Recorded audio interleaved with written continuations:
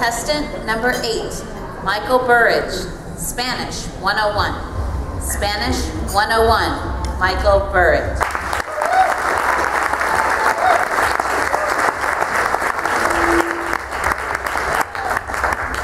Thank you, Madam Contest Master.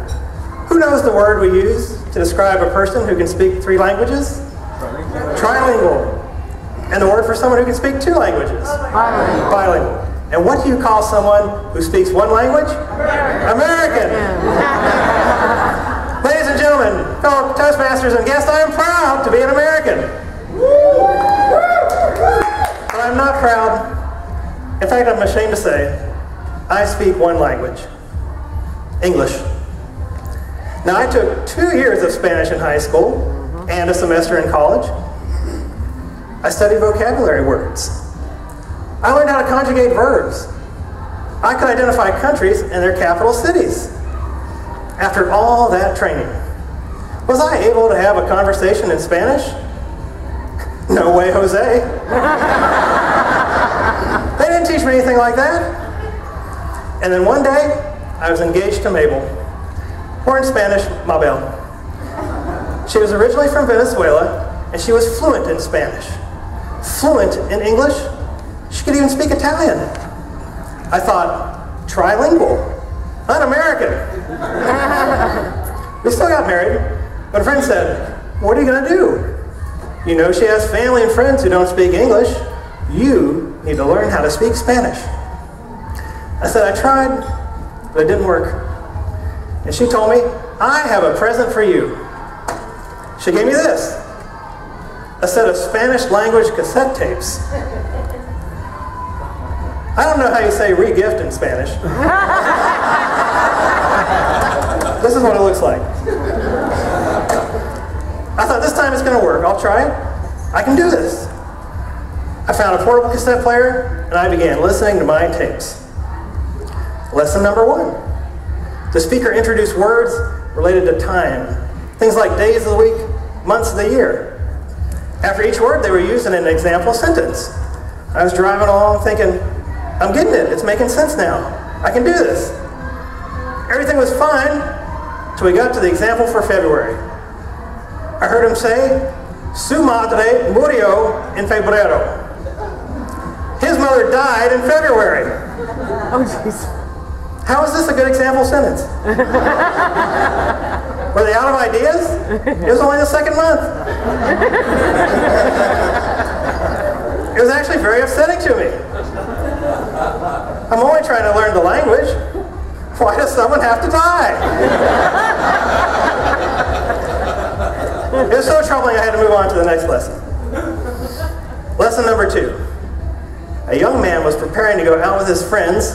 He wanted to find just the perfect outfit. As he began talking, there was some salsa music playing in the background. Like that. He found the shirt, la camisa. He found the shoes, los zapatos. And then, it felt like the music stopped. It felt like time itself had stopped. He said these words, calzoncillos limpios? He repeated them with more energy and passion. Calzoncillos limpios! He had found clean underwear. I was confused and a bit disturbed. I don't know who does the laundry in your house. I expect to find clean underwear. I might be missing a sock. Clean underwear is always there. And I'm very grateful. This guy sounded like he wasn't expecting to find clean underwear. That was bad. But even worse, I realized, if he's just now finding clean underwear, what did he have on before? Have I been listening to a naked guy talking to me in Spanish? That's not how I learn the language. There's another wasted lesson. I'll give it one more try. Lesson number 3. In this lesson, a young woman was talking with her grandmother. We learned that grandmother, abuela, used to live on the farm La Finca. The neighboring farm lived Abuelo, grandfather. The two of them were in love. They wanted to get married. But the two families hated each other. They were always fighting. The young woman was curious. Grandma, what happened? What changed? How did you and Grandpa get married? And that's when Grandma said, Grandpa got me pregnant. I had to ask myself, am I listening to a language course or a soap opera? At least I learned one more Spanish word, embarazada. It means pregnant, but to me it sounds like embarrassed. And I felt embarrassed listening to these tapes. I don't gossip. I do not want to know that back in the day your grandma was living la vida loca. She's living la vida loca. These tapes were driving me loco. I had to terminate the situation. Hasta la vista, baby. My fellow Americans. I tried so hard to learn a second language, but I couldn't do it. I didn't reach my goal. Some people would call that failure, but I don't. No, senor.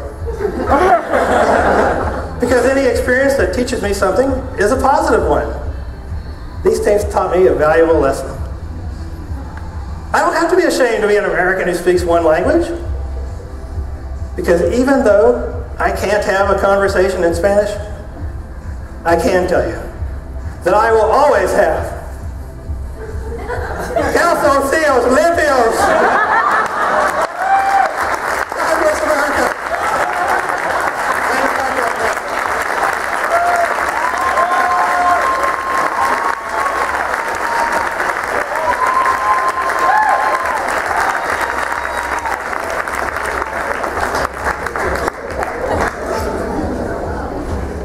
We will now observe 2 minutes of silence.